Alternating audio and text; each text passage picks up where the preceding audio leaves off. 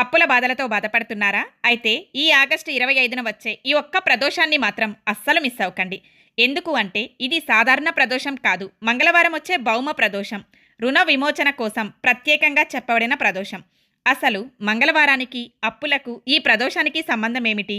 అంతేకాదు ఈరోజు శివుడిని ఎలా ఆరాధిస్తే మంచిదో చివరి వరకు వినండి.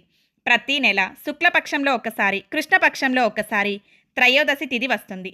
త్రయోదశి తిథి సాయంకాల సంధ్యా సమయంలో ఉన్నప్పుడు ఆ సమయాన్ని ప్రదోష కాలంగా భావించి పరమశివుణ్ణి ప్రత్యేకంగా ఆరాధిస్తారు.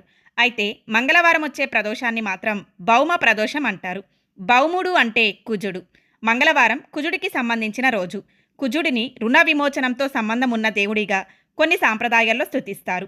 అందుకే మంగళవారం వచ్చే ప్రదోషానికి రుణ విమోచనంతో ప్రత్యేక సంబంధం ఉందని చెబుతారు.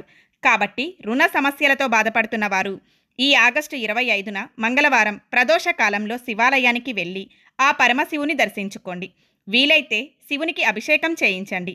అది కుదరకపోతే బిల్వదళాలు సమర్పించండి.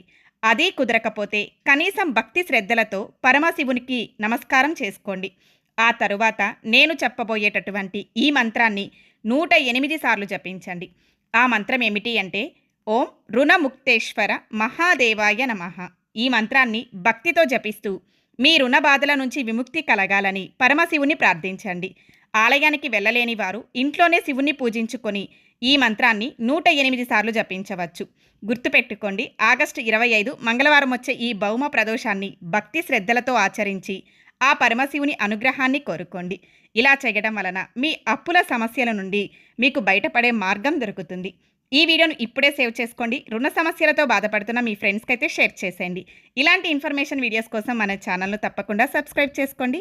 అలాగే మన ఇన్స్టా పేజ్ని అయితే ఫాలో అయిపోండి. కమెంట్ బాక్స్లో ఓం నమః శివాయ అని కమెంట్ చేసి ఆ పరమశివుని అనుగ్రహాన్ని పొందండి.